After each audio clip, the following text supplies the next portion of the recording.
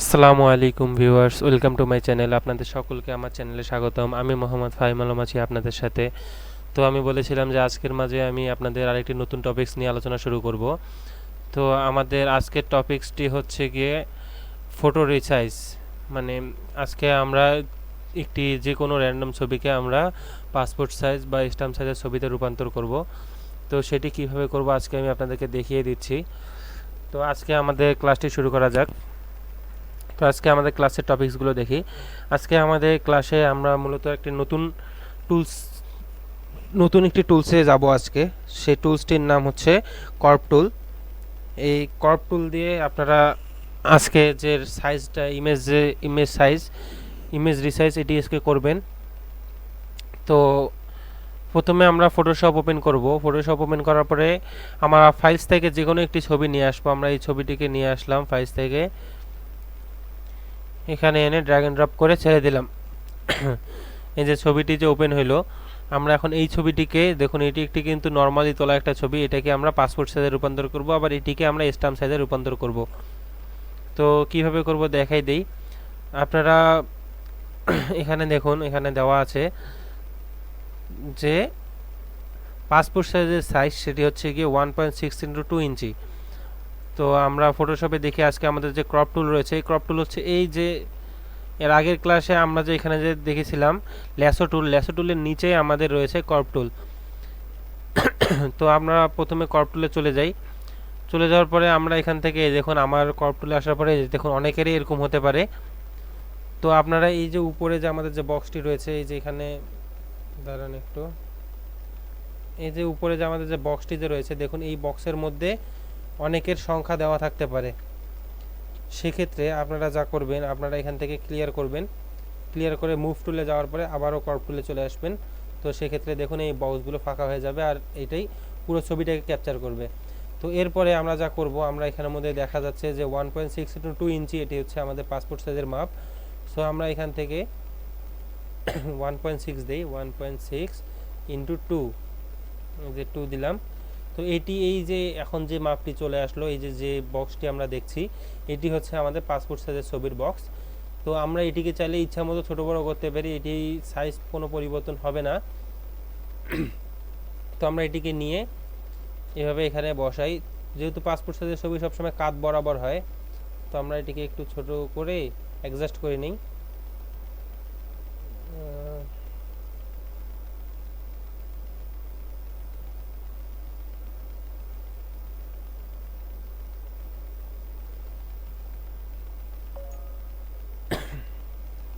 তো আপনারা এইভাবে ছবিটিকে অ্যাডজাস্ট করে নিয়ে এভাবে এখানে ক্লিক করবেন।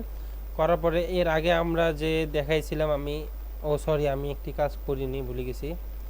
সেটি হচ্ছে কি, আমরা লেয়ার ডুপ্লিকেট করিনি, কন্ট্রোল জে ডুপ্লিকেট লেয়ার। এরপরে আমরা এখান থেকে এটিতে আসবো, আসার পরে এবার আমরা এটিকে আবারও নতুন করে সেট আপ করি। আপনারা সবসময় মনে রাখবেন, এই জিনিসটি ভুলবেন না, সবসময় লেয়ার ডুপ্লিকেটটি করতেই হবে। কারণ লেয়ার ডুপ্লিকেট আপনারা যদি না করেন, সেক্ষেত্রে আপনাদের অনেক ধরনের সমস্যার সম্মুখীন হতে পারেন।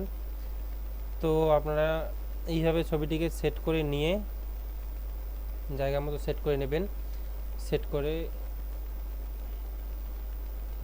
করে নিলাম। এরপরে আমরা এটিকে সিলেক্ট করলাম। তো এই যে আমাদের ছবি চলে আসলো। এবার আমরা এটিকে, আগে আমি যে আপনাদেরকে দেখেছিলাম যে বিফোর আফটারের ক্ষেত্রে আপনারা ইমেজ থেকে এই ক্যানভাস সাইজে যেতেন, এবার আপনারা যা যাবেন সেটা হচ্ছে ইমেজ সাইজ। এই ক্যানভাস সাইজের উপরে যে রয়েছে ইমেজ সাইজ, আপনারা এটিতে যাবেন। যাওয়ার পরে এখানে দেখুন পিক্সেল আছে, আমরা এটিকে ইঞ্চিতে করে দেই। করে দেওয়ার পরে আমাদের যে মাপটি সেটি হচ্ছে কি 1.6, আর আমাদের এই মাপটি ছিল 2। তো এটি দেওয়ার পরে আপনার রেজুলেশন যে আছে, রেজুলেশন অপশনটি আপনারা সবসময় 300 রাখবেন। 300 রেখে আপনারা ওকেতে ক্লিক করবেন। এই যে এটি হচ্ছে আপনার এখন যে ছবিটি ওপেন হইলো, এটি হচ্ছে আপনাদের অরিজিনাল পাসপোর্ট সাইজ ছবি। তো এখনই আমাদের কাজ শেষ হয়নি। এরপরে আমাদের যা কাজ রয়েছে সেটি হচ্ছে গিয়ে এই ছবিটি যে আমরা পাইলাম,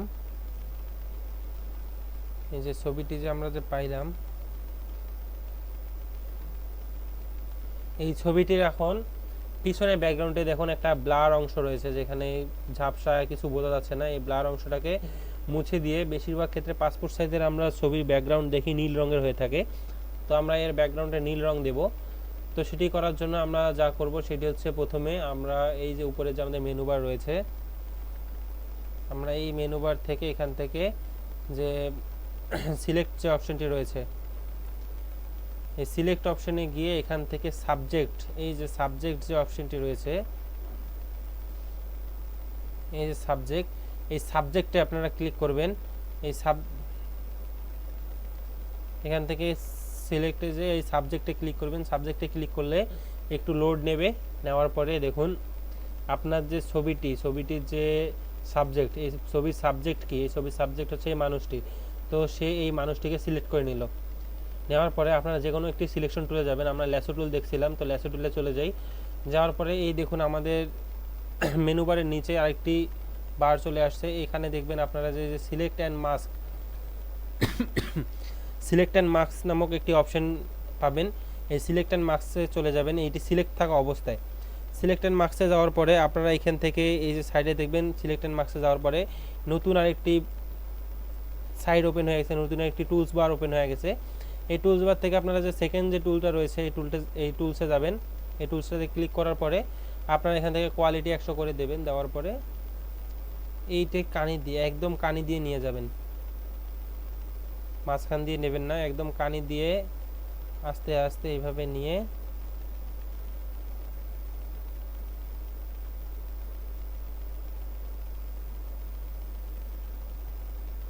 আপনারা এটাকে এইভাবে করে দেবেন। এর ফলে কি হবে যে আপনাদের ওই সিলেকশনের মাধ্যমে পিছনে কিছু অংশ হলেও থাকতো, তো এবারকার এই পিছনে কোনো অংশই থাকবে না, পিছনটা একদম কেটে যাবে।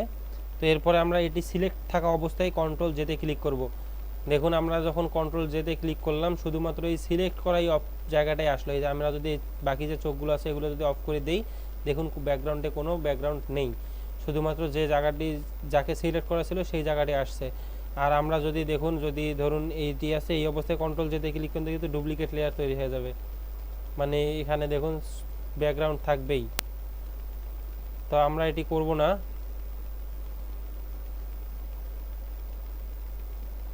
তো আমাদের এবার যা করতে হবে তা হচ্ছে কি, আমরা এখান থেকে একটি নিউ লেয়ার নেব। নিউ লেয়ার আমি আপনাদেরকে দেখিয়েছিলাম, এই যে এখানে যে প্লাস বক্সটি রয়েছে, যে এখানে যে প্লাস বক্সটি রয়েছে, এটি হচ্ছে নিউ লেয়ারের। এখান থেকে আপনারা শুধুমাত্র এই প্লাস বক্সে একটা যদি ক্লিক করেন, এই যে একটি নিউ লেয়ার তৈরি হয়ে গেল। এই যে এখানে দেখুন একটি নিউ লেয়ার তৈরি হয়ে গেল, এটি হচ্ছে নিউ লেয়ার। এই নিউ লেয়ারে এখন আমরা যা করব, এই নিউ লেয়ারটিকে আমরা এই নিচে রাখবো, এই সিলেকশন ছবিটি নিচে রাখবো। রাখার পরে আমাদের দেখুন ফরগ্রাউন্ড কালারে আমরা নীল কালার অলরেডি রেখে দিয়েছি। তো ফরগ্রাউন্ড কালারে অ্যাপ্লাই করার জন্য আমি শিখিয়েছিলাম আপনাদেরকে কিভাবে অ্যাপ্লাই করতে হবে। আমরা অল্টার ব্যাক স্পেসে ক্লিক করলে আমাদের ফরগ্রাউন্ড কালারটি অ্যাপ্লাই হবে। তো অল্টার ব্যাক স্পেসে ক্লিক করলাম, এর ফলে আমাদের ব্যাকগ্রাউন্ডে এখন নীল কালার চলে আসছে। তো নীল কালার আসার পরে আপনারা যা করবেন, এই ছবিটি, এই যে 3 নাম্বার লেয়ার আর 2 নাম্বার লেয়ার, এই দুটোকে আমরা মার্জ করব। আমি আপনাদেরকে বলেছিলাম যে একের অধিক কোনো কিছু যদি সিলেক্ট করতে হয় সেক্ষেত্রে শিফট ক্লিক করে সিলেক্ট করবেন। তো আমি শিফট ক্লিক করে এটিকে সিলেক্ট করলাম। এই দুটি সিলেক্ট করার পরে মাউস থেকে রাইট বাটনে ক্লিক করার পরে আপনারা দেখবেন এখানের মধ্যে যে একটি কিছু মেনু চলে আসলো। এই মেনু আসার পরে এখান থেকে এই যে নিচে মার্জ লেয়ার যে অপশনটি রয়েছে, এই যে নিচে মার্জ লেয়ার, এই মার্জ লেয়ারে আপনারা ক্লিক করবেন। করার ফলে এই দেখুন আমাদের যে এক্সট্রা যে আমরা যে নিউ লেয়ার নিয়েছিলাম সেটি চলে গেল, এই দুটো মার্জ হয়ে গেছে। মার্জ হয়ে যাওয়ার ফলে এই ব্যাকগ্রাউন্ডটা নীল হয়ে গেছে একদম। তো এরপরে আপনারা যা করবেন, এরপরে আপনারা আপনাদের ফাইলে বা আপনাদের পেন ড্রাইভে এই ছবিটি আপনাদের যে ছবি আপনারা যে কাজ করবেন সেই ছবিটি সেভ করে আপনারা যে কোনো আশপাশের প্রিন্টারের দোকান থেকে প্রিন্ট করে নেবেন। বা আপনারা নিজেরাই যদি করতে চান সেক্ষেত্রে আপনারা এখান থেকে কন্ট্রোল এনতে নিউ পেজ, এই কন্ট্রোল এনে ক্লিক করার পর এখান থেকে প্রিন্টে যাওয়ার পরে এখান থেকে অনেকগুলো পেজ পাবেন। আপনারা আপনাদের ইচ্ছা মতো, আমি বেশিরভাগ ক্ষেত্রে A4 সাইজটা ইউজ হয়, সেক্ষেত্রে আমি A4 সাইজটা নিলাম।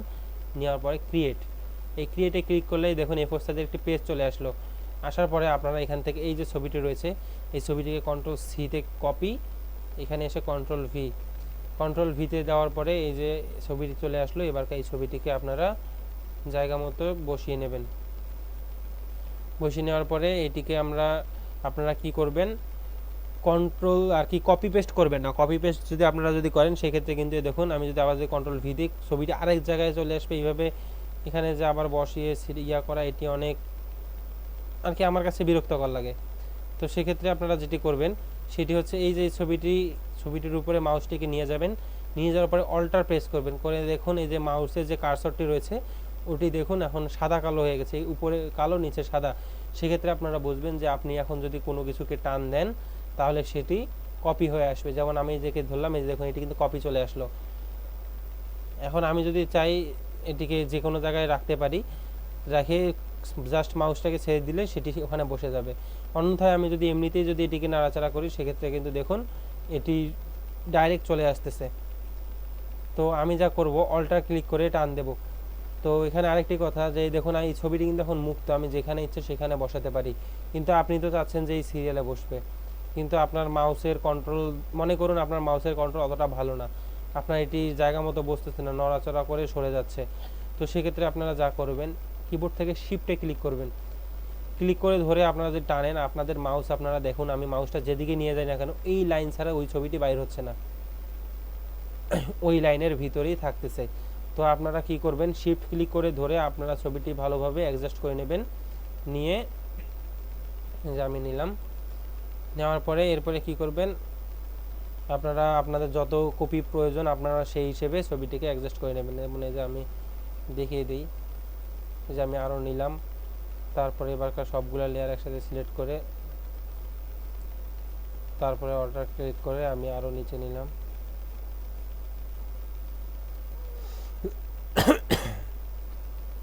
তো আবারও অল্টার ক্লিক করে আবারও এটিকে নিচে নিলাম, আবারও অল্টার ক্লিক করে এটিকে নিচে নিলাম। এইভাবে আপনাদের আর কি যতগুলো ছবি প্রয়োজন আপনারা সেই হিসেবে নেবেন। নেওয়ার পরে আপনারা কিভাবে প্রিন্ট করবেন, কন্ট্রোল পিতে ক্লিক করার পরে আপনাদের এখানে প্রিন্টার বক্সটি ওপেন হবে। হওয়ার পরে এখান থেকে আপনারা যে উপরে যে প্রিন্টার রয়েছে প্রিন্টারে যদি আপনারা যান, এখানে আমার কোনো প্রিন্টার নেই, এগুলো জাস্ট খালি শো হিসেবে এখানে আছে। তো আপনাদের প্রিন্টার যেটি থাকবে এখানে আপনাদের প্রিন্টারটি শো করবে, সেই প্রিন্টারটি আপনারা সিলেক্ট করে নেবেন। নেওয়ার পরে আপনাদের যদি ধরুন আমি তো এখানে এক পেজ দেখাচ্ছি, কোনো কারণে এখানে আপনার এই লোকেরই ধরুন লাগবে 50টি ছবি লাগবে, সেক্ষেত্রে এখানে আরও আপনার পেজের প্রয়োজন, সেক্ষেত্রে আপনারা যে এখান থেকে এই অপশনটিকে আপনার ধরো 2টা প্রয়োজন 3টা প্রয়োজন জয়টা ইচ্ছা প্রয়োজন আপনারা এখান থেকে দিয়ে আপনারা এখান থেকে এই যে প্রিন্টে ক্লিক করবেন, প্রিন্টে ক্লিক করলে আপনাদের প্রিন্ট হয়ে যাবে। বা আপনারা চাইলে এখান থেকে সেটিংসে যাবে না,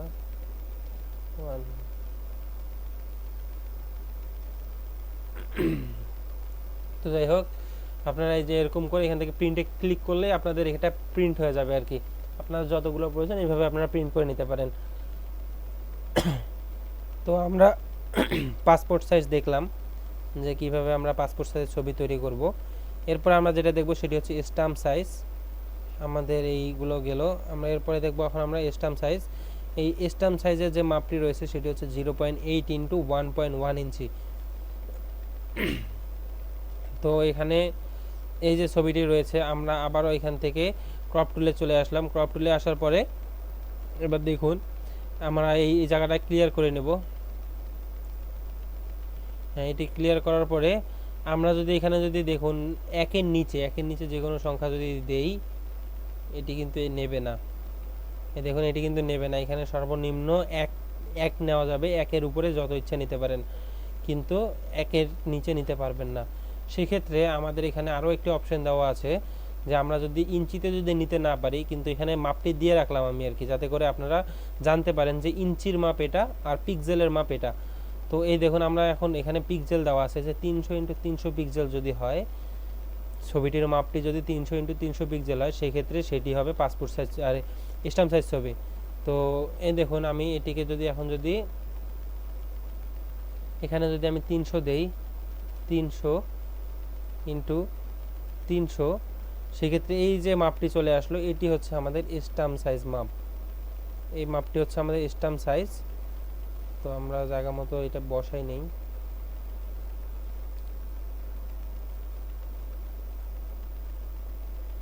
এই যে মাপটি আসলো এটি হচ্ছে আমাদের স্ট্যাম্প সাইজ মাপ।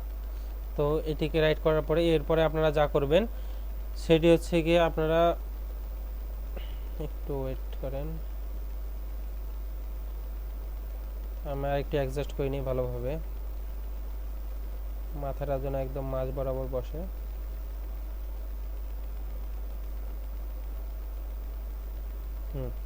তো এবার আপনারা যা করবেন, আবারও এখান থেকে ইমেজ থেকে ইমেজ সাইজে যাওয়ার পরে এখানে এটা ইঞ্চিতে আছে, এবার আমরা এটাকে পিক্সেলে রূপান্তর করব।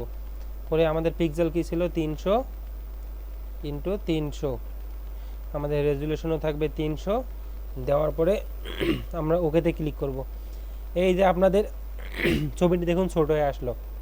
আপনারা যখন দেখবেন যে না আপনার এটা করার পর আপনার ছবিটি ছোট হয়ে আসছে, তার মানে বুঝবেন এটি হচ্ছে আপনার অরিজিনাল স্ট্যাম্প সাইজ ছবি। তো এরপরে আপনারা এটা নিয়ে আসার পরে এই যে অরিজিনাল এটা হচ্ছে স্ট্যাম্প সাইজ ছবি, আপনারা চাইলে ওইভাবে আবার করে নিতে পারেন, ওইভাবে প্রিন্ট করে নিতে পারেন। বা আপনারা যদি চান যে আরও কাস্টমাইজ করবেন, ক্যামেরা রো ফিল্টারে যাবেন, ক্যামেরা রো ফিল্টারে যা এর ছবির যে উজ্জ্বলতা রয়েছে এটাকে একটু বাড়া কমা করে নেবেন আপনাদের ইচ্ছা মতো। হাইলাইটটাকে চাইলে কমা বাড়া করে নিতে পারেন। তারপর যদি চান যে ব্ল্যাকটা কমাবেন তাহলে সেক্ষেত্রে একটু কমা বাড়া করে নিতে পারেন। ছবিটিকে স্মুথ করতে চাইলে সেইটাও করতে পারেন। তারপরে আপনারা আপনাদের ইচ্ছা মতো ছবিটিকে কাস্টমাইজ করে নিয়ে ছবিটিকে আপনারা প্রিন্ট করবেন। তো ছবি এটি হচ্ছে আমাদের এখন স্ট্যাম্প সাইজ ছবি। আমি এখানের মধ্যে এই জিনিসটি আপনারা চাইলে স্ক্রিনশট দিয়ে রাখতে পারেন, কারণ আপনারা যদি সঠিক মাপগুলো যদি না জানেন সেক্ষেত্রে কিন্তু আপনারা এই কাজগুলো করতে পারবেন না। আর এখানে যে আমি আরেকটি পেজ A4 সাইজের যে A4 সাইজের পেজের মাপটা দেওয়া আছে যে 8.27 ইন্টু 11.69 ইঞ্চি, এটি হচ্ছে ইঞ্চি মাপ। এটি হচ্ছে A4 সাইজের যে মাপ সেটা, এটি হচ্ছে গিয়ে সাইডের, এটি হচ্ছে গিয়ে আর কি সাইডের মাপটা, এটি হচ্ছে লম্বার মাপটা। তো এগুলো আপনারা সবসময় মুখস্থ রাখবেন, আপনারা এটাই স্ক্রিনশট তুলে রাখেন বা আপনারা খাতায় নোট করে রাখেন, যাতে করে আপনারা এটা সবসময় মুখস্থ রাখতে পারেন। তো বন্ধুরা, আজকের ক্লাসটি আমি এতটুকুই রাখলাম। নেক্সট ক্লাসে আমি আরেকটি নতুন টপিক নিয়ে আলোচনা করব। আপনারা সকলেই ভালো থাকবেন, সুস্থ থাকবেন, দেখা হচ্ছে নেক্সট ক্লাসে। আজ এতটুকুই, আসসালামু আলাইকুম, সকলেই ভালো থাকবেন।